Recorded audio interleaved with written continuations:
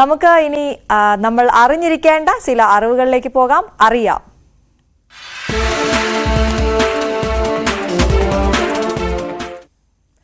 അറിയാമിൽ നമ്മൾ ഇന്ന് കൈകാര്യം ചെയ്യുന്ന കുട്ടികളെ ഏത് രീതിയിൽ വളർത്തണം എന്നൊക്കെയുള്ള നമ്മുടെ ഒരു വലിയ ആശങ്ക തന്നെയാണ് അല്ലെ, പ്രത്യേകിച്ച് ഈ കാലത്ത്. കഴിഞ്ഞ ദിവസം നമ്മൾ കണ്ടതാണ് കൊച്ചിയിലൊരു ചെറിയ പെൺകുട്ടി, 12 വയസ്സുള്ള പെൺകുട്ടി, അവൾ ഇറങ്ങിപ്പോവുകയും സ്കൂളിൽ ടീച്ചർമാർ ഫോൺ വാങ്ങി വെച്ചു. അത് അമ്മയുടെ ഫോണായിരുന്നു. അമ്മയുടെ ഫോണും കൊണ്ട് സ്കൂളിൽ പോയി. സ്കൂളിലെത്തിയപ്പോൾ ആ ടീച്ചർ അത് കണ്ടുപിടിച്ചു, വാങ്ങി വെച്ചു. തിരിച്ച് ഫോണില്ലാതെ എങ്ങനെ വീട്ടിലേക്ക് പോകുമെന്നുള്ളത് കൊണ്ട് വീട്ടിൽ പോയില്ല. അങ്ങനെ കാണാതായി എന്നുള്ള വാർത്ത വന്നു. വലിയ ആശങ്കയുണ്ടായി. അതിനിടെ ഒരു ചെറുപ്പക്കാരന്റെ സമയോചിതമായ ഇടപെടൽ കൊണ്ട് കുട്ടി വീട്ടിൽ തിരികെ എത്തി. അപ്പോൾ ഈ വിഷയം നമ്മൾ ഇന്ന് സംസാരിക്കുമ്പോൾ എങ്ങനെയാകണം നല്ല പാരന്റിങ്?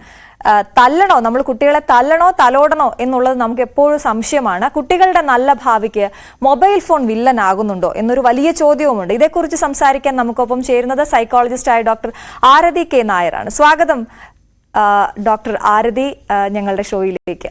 നമ്മൾ ഈ സംസാരിക്കുന്ന വിഷയം വലിയ വൈഡായിട്ടുള്ള വിഷയമാണ്. ചുരുക്കി പറയുക എന്നുള്ളത് വലിയ പ്രയാസമാണ്. എങ്കിലും ഈ ഫോൺ വലിയ വില്ലനാകുന്നുണ്ടല്ലോ. അത് ചെറിയ കുട്ടികൾ മുതൽ ടീനേജിലുള്ള കുട്ടികൾ, പിന്നെ മുതിർന്ന അങ്ങോട്ടുള്ള കുട്ടികൾ, എല്ലാവർക്കും ഈ ഫോൺ ഒരു വില്ലനാകുന്നുണ്ടെന്ന് താങ്കൾക്ക് തോന്നുന്നുണ്ടോ?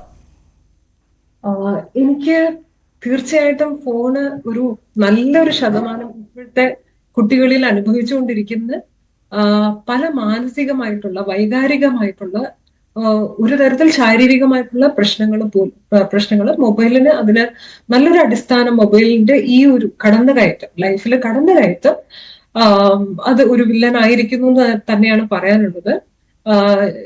എല്ലാം പറയുമ്പോഴും നമ്മള് അതിന് ഇഫക്റ്റ് ഉണ്ട്, അതിന് വളരെ നേട്ടമുണ്ട്. മൊബൈൽ യൂസ് ചെയ്യുന്നുണ്ട്, വളരെ അത്യാവശ്യമാണ്. ഇന്നത്തെ കാലത്ത് മാറ്റിവെക്കാൻ പറ്റാത്ത ഒരു നമ്മുടെ ലൈഫിന്റെ ഏറ്റവും വലിയൊരു പാർട്ടായി മാറിയിരിക്കുകയാണ് മൊബൈൽ. പക്ഷെ അതിന്റെ ഒരു എങ്ങനെ അത് ഉപയോഗിക്കണം, എങ്ങനെ മൊബൈൽ നല്ല രീതിയിൽ കൈകാര്യം ചെയ്യണം എന്നുള്ളൊരു വിജ്ഞാനം അത് വളരെ അത്യാവശ്യമാണ്. എസ്പെഷ്യലി അത് കുട്ടികളിൽ, ടീനേജേഴ്സിൽ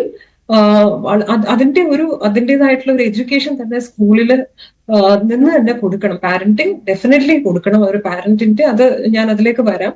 ഒരു ഹാബിറ്റ്, ഒരു പരിശീലനം തന്നെ ഒരു സ്കൂളിലാണെങ്കിലും വീട്ടിലാണെങ്കിലും അത് കൊടുക്കേണ്ട വളരെ അത്യാവശ്യമുണ്ട്. തീർച്ചയായിട്ടും. അതെ, നമുക്ക് ശ്രീമതി ആരതി, നമ്മൾ ഈ കുട്ടികളെ കുറിച്ച് സംസാരിക്കുമ്പോൾ പല ഏജ് ഗ്രൂപ്പിലുള്ളതുണ്ട്. നമ്മൾ ചെറിയൊരു കുട്ടിയിൽ നിന്ന് തുടങ്ങുകയാണെങ്കിൽ വളരെ ചെറിയ കുട്ടിയെ ഭക്ഷണം കഴിപ്പിക്കാൻ നമ്മളിപ്പോൾ ഏറ്റവും കൂടുതൽ മൊബൈലാണ് ഉപയോഗിക്കുന്നത്.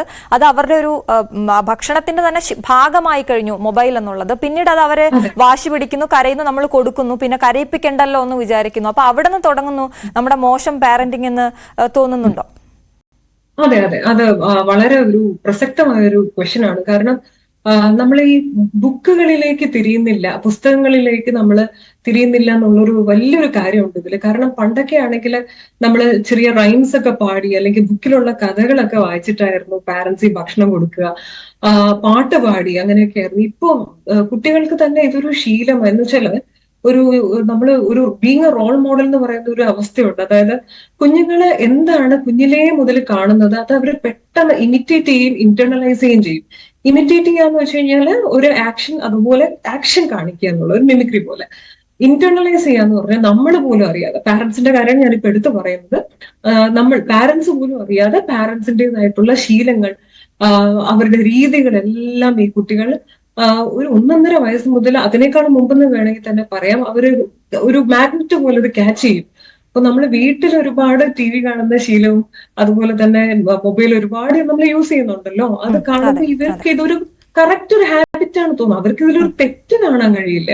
അപ്പൊ അവരും നോക്കുമ്പോ ഇതിൽ കൊള്ളാലോ, പല മൂവ് ചെയ്യുന്ന പല കാര്യങ്ങൾ വരുന്നു, ഇതൊരു എക്സൈറ്റിംഗ് ആണ് എന്നുള്ളൊരു ഫീല് തോന്നിക്കും. കുറച്ച് കഴിയുമ്പോഴത്തേക്കും അവര് ചിലപ്പോ ഈ ഭയങ്കര കരയുന്ന കുഞ്ഞിനെ നമ്മളിപ്പോ എല്ലാവരും തിരക്കിലാണല്ലോ, എല്ലാവർക്കും ജോലിയുണ്ട്, എല്ലാവർക്കും അധികം സമയം ചെലവഴിക്കാൻ ഇല്ല.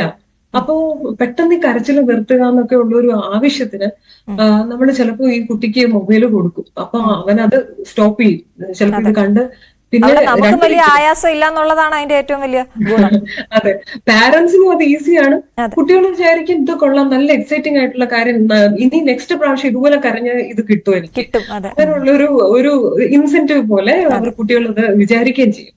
അപ്പോ ഇതില് തീർച്ചയായിട്ടും ഒരു ഹാബിറ്റ് ഫോർമേഷൻ അവിടെ വരുന്നുണ്ടെന്നുള്ളതും അതുപോലെ ഇതിനെ സബ്സ്റ്റിറ്റ്യൂട്ട് ചെയ്യണം എന്നുള്ളൊരു ആവശ്യമാണ്. അത് അതായത് വ്യക്തമാണ്. അതായത് താങ്കൾ പറയുന്നത് ചെറിയ കുട്ടികളിലെ ഈ മൊബൈൽ ഉപയോഗം നമ്മൾ തന്നെയാണ് ഉണ്ടാക്കി വെക്കുന്നത് എന്നുള്ളതാണ്. നമുക്ക് ഒരു പരിധി വരേക്കും തീർച്ചയായിട്ടും അങ്ങനെയാണ്. നമുക്ക് ടീനേജിലോട്ട് വരാം. ടീനേജ് വളരെ പ്രധാനപ്പെട്ട ഏജ് ആണ്. നമ്മൾ ഒന്ന് തല്ലാൻ ചിലപ്പോൾ നമുക്ക് പറ്റിയെന്ന് വരില്ല. തിരിഞ്ഞ് ചോദ്യങ്ങൾ ചോദിക്കാനുള്ള പ്രായമായി കാണും, അല്ലെങ്കിൽ പക്വത ഇപ്പോഴത്തെ ടീനേജിലെ കുട്ടികൾക്കുണ്ട്. പ്രത്യേകിച്ച് അവർ ഫോൺ ഉപയോഗിക്കുന്നത് കൊണ്ട്, ഇന്റർനെറ്റ് ഉപയോഗിക്കുന്നത് കൊണ്ടൊക്കെ അവരെ എങ്ങനെയാണ് നമുക്ക് ഒന്ന് നമ്മുടെ വഴിയിലേക്ക് കൊണ്ടുപോകാൻ പറ്റുന്നത്, അല്ലെങ്കിൽ നേർവഴി നടത്താൻ പറ്റുന്നത്?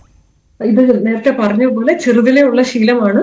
നമ്മൾ ആ ചൈൽഡ്ഹുഡിൽ തന്നെ ഇത് നമ്മൾ ഇവർ പ്രാക്ടീസ് ആവുകയാണെങ്കിൽ ടീനേജിൽ ഇവരുടെ ഈ ഒരു ഹാബിറ്റ് എന്ന് പറയുന്നത് വളരെ ഇന്റൻസ് ആയിരിക്കും. ടീനേജിൽ പെട്ടെന്ന് വന്ന് നമുക്ക് മൊബൈൽ മാറ്റുക എന്ന് പറയുന്നത് ഹെർക്കുലിയൻ ടാസ്ക് ആണ്, വളരെ ഡിഫിക്കൽട്ട് ആയിട്ടുള്ള ഒരു ടാസ്ക് ആണ്. അപ്പോ നേരത്തെ ചോദിച്ചതുപോലെ തന്നെ ആ ഒരു ചൈൽഡ്ഹുഡിൽ തന്നെ ഈ ഒരു നമ്മൾക്ക് ഈ മൊബൈൽ വേണ്ട, സീറോ മൊബൈൽ സോൺ എന്നുള്ളത് ഇപ്പൊ ടീനേജിൽ നമുക്ക് ചെയ്യണം. പക്ഷെ ഇത് ഞാൻ പറയുന്നത് ഒരു വീട്ടിൽ ഇപ്പം പ്രത്യേകിച്ച് പാരന്റിങ് ചോദിക്കുവാണെങ്കിൽ നമുക്ക് ചില കാര്യങ്ങൾ ചെയ്യാൻ പറ്റുന്നത് ഒരു zero zone, zero mobile zone അല്ലെങ്കിൽ സീറോ ഡിജിറ്റൽ സോൺ എന്ന് പറയുന്ന ഒരു സ്പേസ് ഉണ്ടാക്കുക, ടൈം ഉണ്ടാക്കുക. ഇപ്പൊ ടീനേജില് പല നമ്മൾ എപ്പോഴും കേൾക്കുന്നതാണ്, നോട്ട്സ് എല്ലാം പലതും മൊബൈലിൽ കൂടെയാണ് പാസ് ചെയ്യുന്നതും ഫോണിലാണ്. അപ്പോ നാച്ചുറലി ഇവർക്ക് ആവശ്യമുണ്ട്, ഇല്ല എന്നല്ല. നമുക്ക് ചെയ്യാനുള്ള ചില കാര്യങ്ങൾ എന്ന് പറഞ്ഞു കഴിഞ്ഞാൽ നേരത്തെ പറഞ്ഞതുപോലെ ഈ ചൈൽഡ്ഹുഡിൽ തന്നെ ഇത് ആദ്യത്തെ കാര്യം റെസ്ട്രിക്ട് ചെയ്യുക. റെസ്ട്രിക്ട് ചെയ്ത് അവർക്ക് ആ ഒരു ബുക്സ് ആയിട്ടും അല്ലെങ്കിൽ ഔട്ട്ഡോർ ഗെയിംസ് ആയിട്ടും ഒക്കെ ഇവർക്ക് അതിനോട് ഒരു നടത്തുക. ഇനി ഒരു ടീനേജില് പ്രത്യേകമായിട്ട് അവരോട് പറയണം, ഇത്ര സമയം യൂസ് ചെയ്യാം, ഇത്ര സമയം, അത് കറക്റ്റ് നമ്മൾ അതേ സമയമാകുമ്പോൾ തിരിച്ച് മേടിക്കണം. അങ്ങനെ ഒരു ശീലം അവരിൽ വളർത്തണം എന്നാണ് ഞാൻ ഉദ്ദേശിച്ചത്. അപ്പൊ കുറച്ച് കഴിയുമ്പോഴത്തേക്കും ഇവർക്ക് അതുപോലെ നമുക്ക് വേറെ മൊബൈൽ ട്രാക്കിംഗ് നമ്മളുടെ ഗാഡ്ജറ്റ്സുമായിട്ട് കണക്ട് ചെയ്യാൻ പറ്റുന്ന ആപ്സ് ഉണ്ട്. പിന്നെ മൊബൈൽ അലാംസ് ഉണ്ട്. വേറെ ഇത്ര ടൈം ആകുമ്പോൾ നമുക്കത് വെക്കേണ്ടതാണ്. അപ്പോൾ ഈ ഒരു സമയം കൊണ്ട് തന്നെ അവർ സ്റ്റോപ്പ് ചെയ്യണം.